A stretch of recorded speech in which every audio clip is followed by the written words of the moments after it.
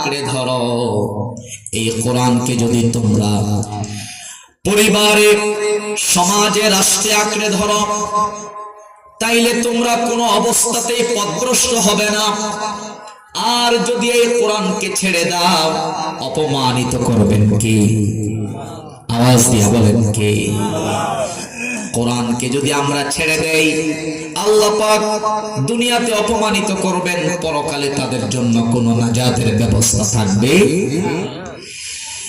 এটি এমন একটি কোরআন, এই কোরআন হেফাজতের, সংরক্ষণের জিম্মাদার নিয়েছেন একজন। আওয়াজ দিয়ে বলেন তিনি কে?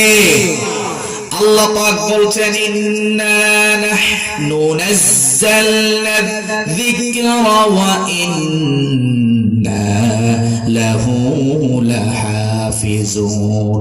আমি আল্লাহ পাক এই কোরআনকে অবতীর্ণ করলাম, আর আমি আল্লাহ এই